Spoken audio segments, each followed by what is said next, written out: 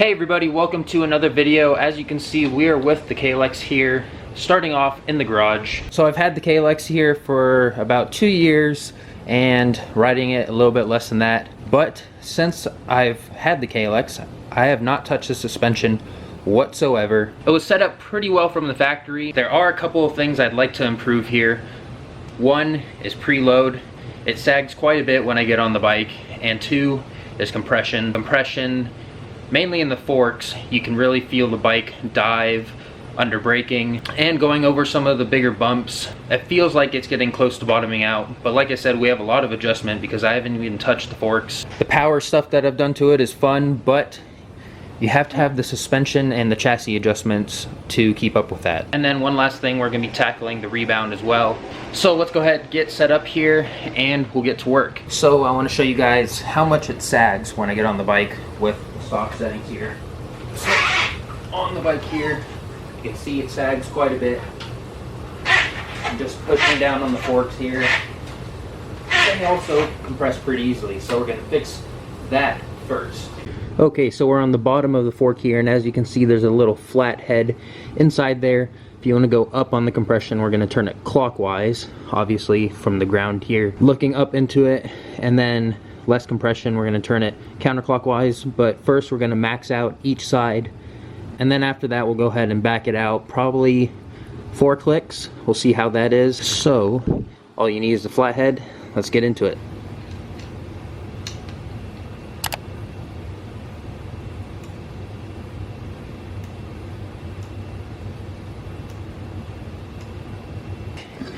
Go ahead and check this side too and see what we're at.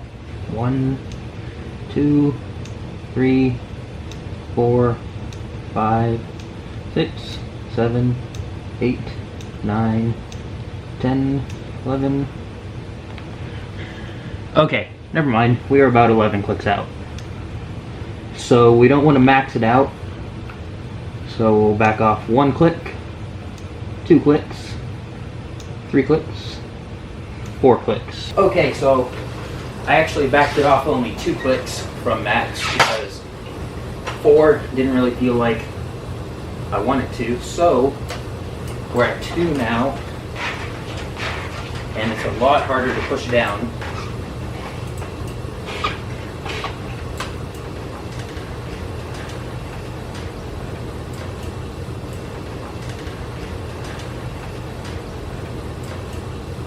Of course, we won't know until we actually get on the bike and ride it, which we're going to do after this.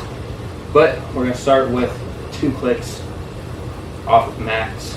Now let's go ahead and get to the fun stuff, the rear shock preload. So we'll go ahead and talk about static sag here real quick. So here's how Race Tech says to calculate static sag. So of course it helps to have another helping hand here. Your L1 measurement is all the way up. You're going to lift the bike up until the shock or fork maxes out. Then you're going to take a reference point measurement. So I use the little thing that hangs down here from the end of this to the center of the axle. That's measurement L1. Then after that, L2 is you're going to take the bike and you're going to compress it down a bit, then let it come back up. So after that, you're just going to get the bike here all straightened up and take that same measurement, the same reference point from here to the center of the axle. That's what I used. That is measurement 2. Then the last one is L3. So you're gonna do what we did in the first step, L1, we're gonna lift it up and then let it settle back down itself. Of course, the bike is gonna be all straightened up here, and we're gonna take our measurement again. Here. So L2 and L3, they're different because they talked about the friction of the seals and whatnot. So what we're gonna have to do here is take L2 and L3, average those together. Whatever you get for that value, you're gonna subtract that from L1. Then that is your static sag. So they say sag should be about 33% of the suspension travel. Some say it should be 95 to 110 millimeters. But according to Race Tech, there is no magical sag number. So it's kind of personal preference. Of course, you don't want it to sag too much or too little.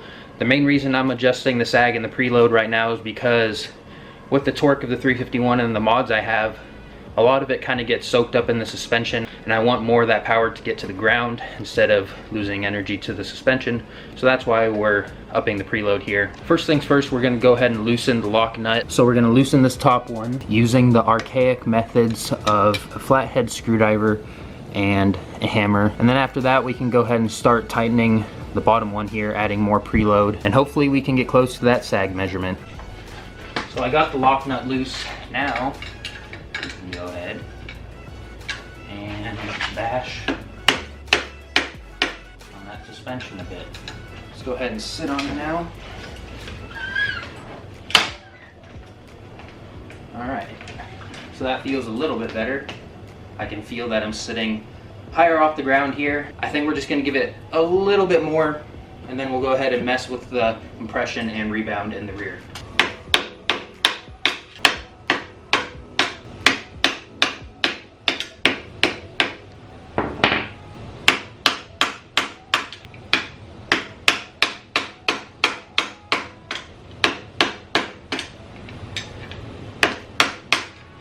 Okay, I think I got the preload where I want it to for right now. I think it sags a little bit more than I want it to, but I just think the spring doesn't have enough spring rate for me. So let's go ahead and tighten up that lock nut. We'll get to the compression, get to the rebound, and hop on the bike to test it out. Okay, so compression and rebound are pretty easy here. The one with the canister is compression. I went all the way to max and backed it out 4 clicks. And then over on the right side of the bike is rebound. It's right under here, hard to see. There you go, in the middle of that, right there. So the rebound here, you don't want to go too tight. You don't want to go all the way maxed out. I only increased it 2 clicks because the rebound felt good enough. I don't really get a wallowing in the corners. When I hit bumps in the corners, it doesn't really unsettle the bike. So I only went 2 clicks in to the right. So now it's 10 out from max rebound instead of 12. Oh yeah, and as you can see, there's no damage here to the lock nut or rings. Adjuster nut, you can go ahead, take that flathead screwdriver, just make sure you hit inside here. So if you do it carefully, no damage. Sure beats a heck of having to take the whole shock out. Okay, suspension is all done here. Got the front compression done, rear compression, rear rebound, and then our preload, we adjusted that to my liking. Like I said, I just wanted a little bit more preload in the rear so that way when I yank the throttle here, more of that torque gets applied to the ground instead of getting soaked up into the suspension. So let's go ahead, get on the bike, test this out, and I'm excited to see if it really made a difference.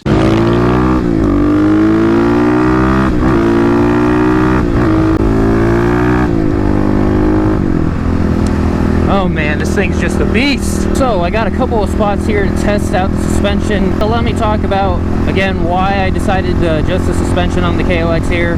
Compression, like I said, I didn't adjust the suspension or the compression for about 2 years of owning the KLX because I liked how plush it was.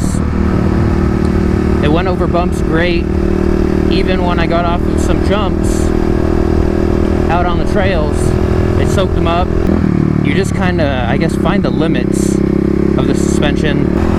Like stoppie sometimes gets pretty close to the bump stops. I'm pretty sure I've heard them once when I was doing a stoppie. In the rear it was okay, but it was mainly the front. Like when you get on the brakes,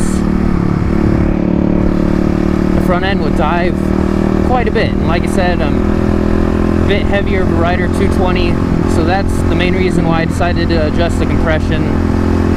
Rebound in the rear, like I said, I didn't really need to adjust that much because KLX feels pretty planted in the corners. Like with the FZ09, the big thing is suspension with that as well.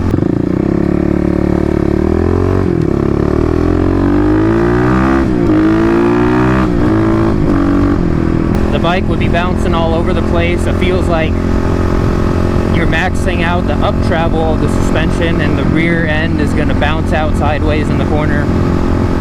But I never really got any of that with the KLX. So that's why I only dialed in a little bit more on the rebound because it felt pretty solid as it was. Now the preload. That's the main reason why I decided to do the suspension adjustment because, like I said, with the 351 here, with the extra power on the KLX, when you get on it, it feels like the back end is squatting a bunch, and I really wanted that torque to be transferred to the ground. So when I get on it in first gear, second gear, clutch up, stuff like that, instead of having to fight the suspension in the preload, the torque just gets transferred to the ground and there's less drama.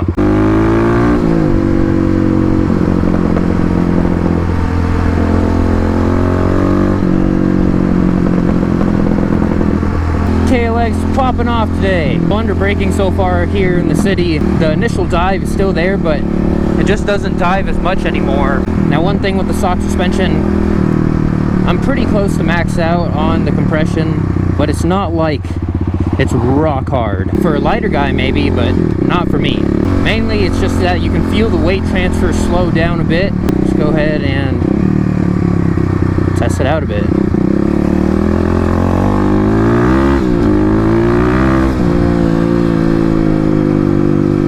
So a lot more of the bumps get transferred through to the bike here. Gotta focus on what I'm doing.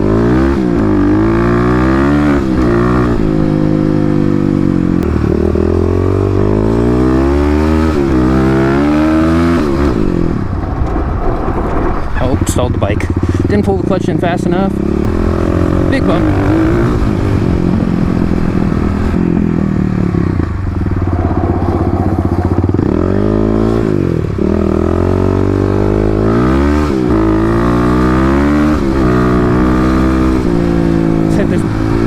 Bump again here.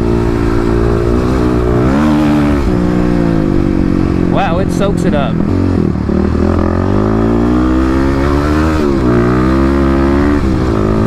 Man, I don't know if the suspension did wonders or what, but I feel a lot faster in the gravel here.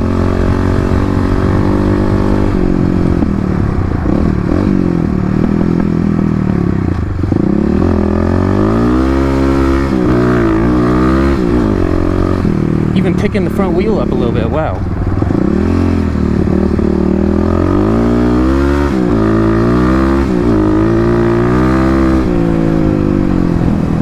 So some of that energy from the bumps gets transferred more into the rider, but it's not a bad thing. When I'm punching it out of corners, shifting hard, the front wheel is wanting to pick up in second gear, which is a testament to the preload right there.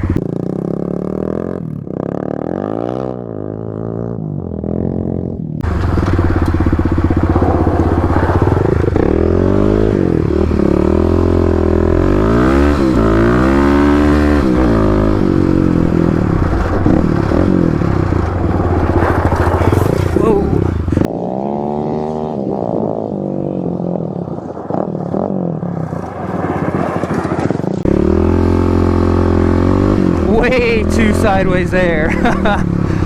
That's pretty cool to get the experience though. See what happens when you're that down low.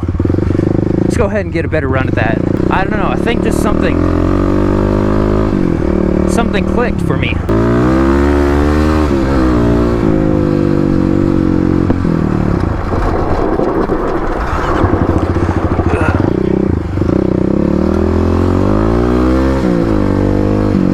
Need to remember to pull that clutch in. Alright, let's go the other way. And then get out of here.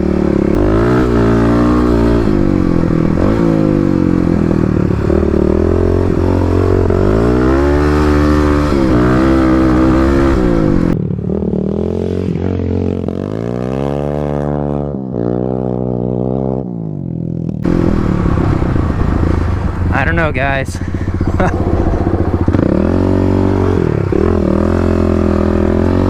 Something's gotten into me. Man, sliding the KLX around that low brings me back to my days of bicycle riding as a kid. I was a kid out there pumping my tires full of PSI so I could slide the corners after coming down the hill. Okay, another observation here. Going around corners, the front end here seems more planted. It doesn't seem like it wants to bounce around. When you go through the corners, normally you'd feel that front end compress over potholes, manhole covers, uneven surfaces in the road. So I've been talking all positives here. I'm sure you guys want to hear some of the downsides. So one of them I can think of was with more compression. Like I was saying earlier, the ride felt very plush with the KLX, on the trails, all that stuff.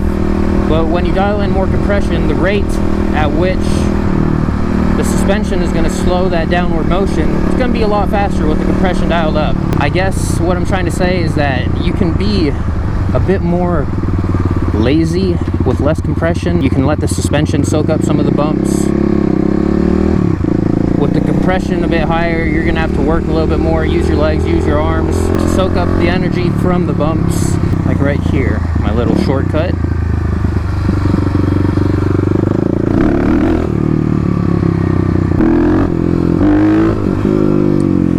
Whoa there. You can see just from a little bit of a power wheelie that the wheel is coming up a lot higher.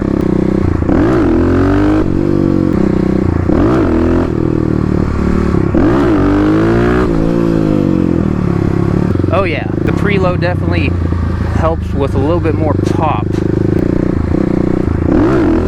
That was it right there, but I got off the throttle a little bit.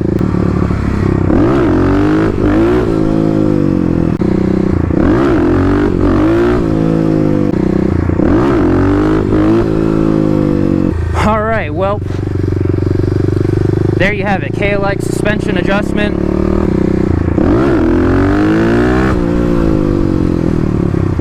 So the preload definitely helped a little bit with transferring that energy to the rear wheel. The compression feels a lot nicer going over some bumps and stuff. Of course, we're going to have to go out and test it on the trails, which we will be doing soon. So I hope you guys found the video useful.